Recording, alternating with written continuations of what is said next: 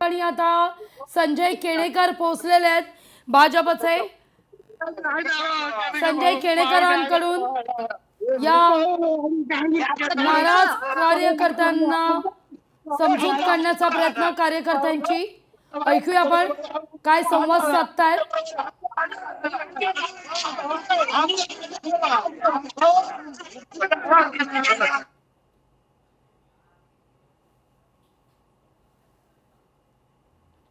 उमेदवारांचा आक्रोश आपण पाहतोय छत्रपती संभाजीनगरमध्ये। देवाभाऊंनी आम्हाला न्याय द्यावा अशी या कार्यकर्त्यांची मागणी, नाराज उमेदवारांची मागणी।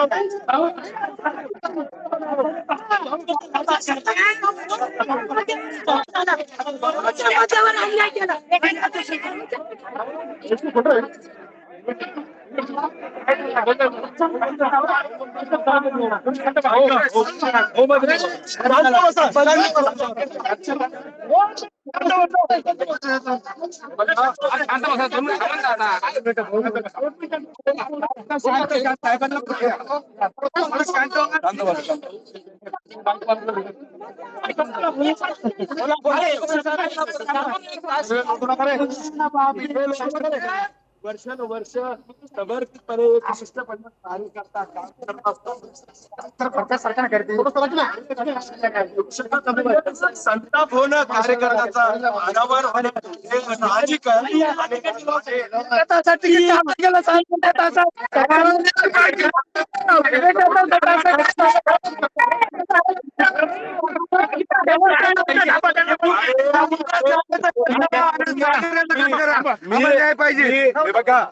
बघा भारतीय जनता पार्टीचा संस्कार आहे। मी 38 वर्ष झाले पक्षात काम करतो।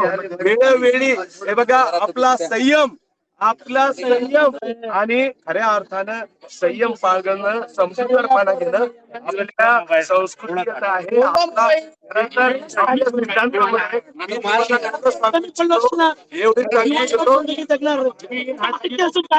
भाऊ तुमच्या पायाचा पाय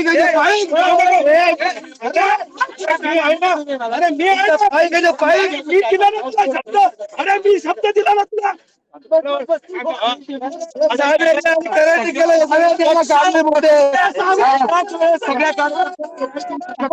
आणि त्यामुळे खऱ्या अर्थानं हा संतापाचा अनावर होणं खूप चांगल्या पद्धतीने कार्यकर्त्यांची संख्या 10 वर्षापासून काही कार्यकर्ते समर्पितपणे काम करतात आणि निश्चितपणे त्यांचा संताप होणे संताप अनावर होणे हा साहजिकच आहे, परंतु त्यांची समजूत काढायला मी प्रत्येक कार्यकर्त्याच्या घरी चाललोय. ज्यांना ज्यांना संधी देऊ शकला नाही पक्ष, त्या कार्यकर्त्याची आणि त्याच्या कुटुंबाची मनस्थितीची जाणीव मला आहे, कारण मी पण अशाच वार्डाच्या कार्यकर्त्यापासून महामंत्री झालेलो आहे पक्षात. यांची एका तासामध्ये तिकीट कसं कट होतं? नाही एका तासामध्ये तुम्ही आश्वासन दिलं होतं भाऊ, एका तासात तिकीट कसं कट झालं? मला उत्तर द्या भाऊ, एका तासात तिकीट कसं कट झालं? आलेलं तिकीट कोण केलं सांगा? आमच्या नेत्यावर मला मी समजूत काढू शकतो. माझ्या सर्व त्यामुळं त्यांचा संताप होणं अनावर आहे आणि मी त्यांची समजूत पूर्णपणे काढू शकतो. निश्चितपणे ते कार्यकर्त्याला कुठं बसवायचं सरकार आहे, सरकार आहे, सरकार आहे. त्यामुळे सरकार असताना कार्यकर्त्याला त्याच्या पोझिशन सरकारमध्ये बसवण्याचं काम मी करणार आहे. निश्चितपणे कार्यकर्त्याची समजूत काढून कार्यकर्त्याचा ओघ मोठ्या प्रमाणावर भारतीय जनता पार्टीकडे आहे आणि निश्चितपणे सगळ्यांना एकाच वेळी संधी देणं अशक्य आहे. आणि त्यामुळे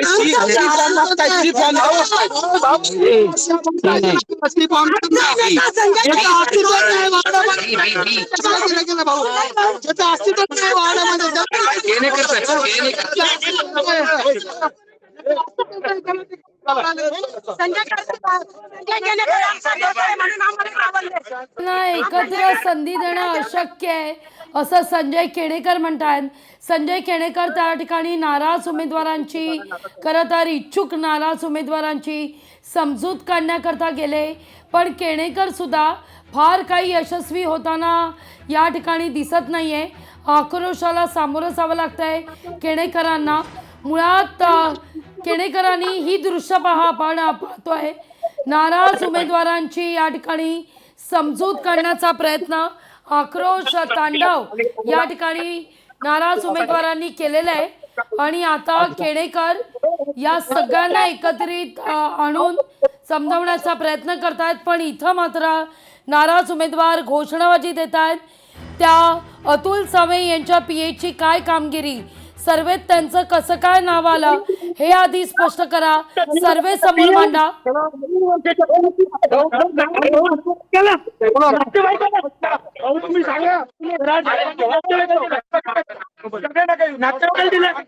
घरात साहेबांनी वंजारी हा त्यांचा नातेवाईक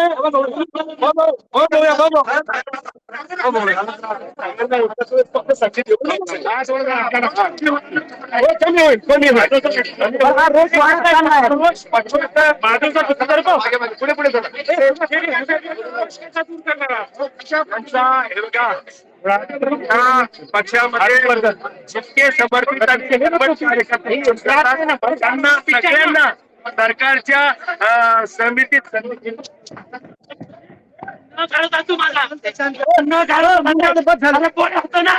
अरे तू कार्यकर्ते तू हिंदळा असं म्हणला होता ना. अतुल सावेच्या पीएला तिकीट द्यायचं होतं रे. अरे कराड साहेबाच्या नातेवाईकाला द्यायचं होतं सांगितलं ना. माझं न काढलं तू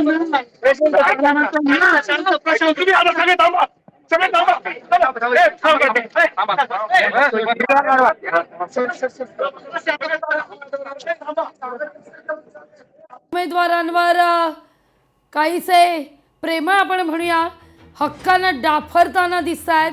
या नाराज उमेदवाराला घेऊन कार्यालयात पोहोचलेले आहेत.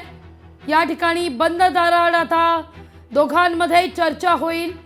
प्रसार माध्यमांना त्या ठिकाणी मज्जाव करण्यात आलेला आहे. मीटिंग रूम ही दृश्य आपण पाहतोय. मीटिंग रूममध्ये संजय केणेकर त्या नाराज उमेदवाराला घेऊन गेलेले आहेत. त्या मीटिंग रूममध्ये आता काय होतं हे पाहणं महत्त्वाचं आहे. मीटिंग रूममध्ये समजूत काढली जाते का, ती यशस्वी होते का, प्रसारमाध्यमांकडून प्रयत्न केला जातोय त्या मीटिंग रूममध्ये येण्याचा, पण संजय केणेकरांनी मात्र नकार दिलेला आहे. त्या ठिकाणी प्रसारमाध्यमांना मज्जाव करण्यात आलेला आहे. त्यामुळे मीटिंग रूममध्ये आता जे काही होणार आहे ते मात्र महाराष्ट्राला दरवाजा तोडण्याचा प्रयत्न ही दृश्य आपण पाहतोय. मीटिंग रूमचा दरवाजा या ठिकाणी ढकललेला आहे, खिळखिळा करून टाकलेला आहे. त्यामुळे आता मात्र या मीटिंग रूमच्या आत कोणी प्रवेश करू जर पाहत असेल तर त्यांना आता मज्जाव केला जातोय. बंदोबस्त या सगळ्या परिसरात वाढवण्यात आल्याची ही दृश्य आपण या क्षणी पाहतोय. छत्रपती संभाजीनगरमध्ये भाजप कार्यकर्त्यांचा हा राडा आहे. इच्छुक उमेदवारांना या ठिकाणी उमेदवारी नाकारण्यात आल्यानंतर पहा मीटिंग रूमचा दरवाजा हा या ठिकाणी. संजय केणेकर पुन्हा मीटिंग रूमच्या बाहेर आलेले आहेत. एकूणच हा रोष पाहिल्यानंतर समजावण्याचा प्रयत्न या उमेदवारांना, पण अद्याप उमेदवार काही समजण्याच्या मनस्थितीत काही दिसत नाहीयेत आणि सातत्यानं हा सर्वे कोणत्या बेसवर केला. संजय केणेकर ऐकूया आपण काय बोलतायत. सत्ता पानावर होणे साहजिक असतो. पक्ष एकाच वेळेस सगळ्याला संधी देऊ शकत नाही.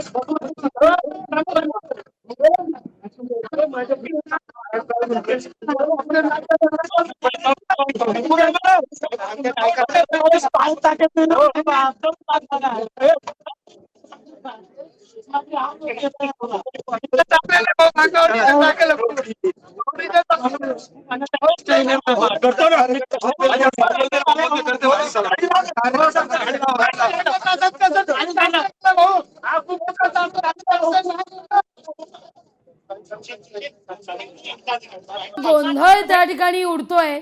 नेमकं काय घडतंय, काय संवाद चाललेला आहे, केणेकर पुन्हा का मागे वळले. लोकशाही मराठी ऐका, पहा, जागरूक रहा.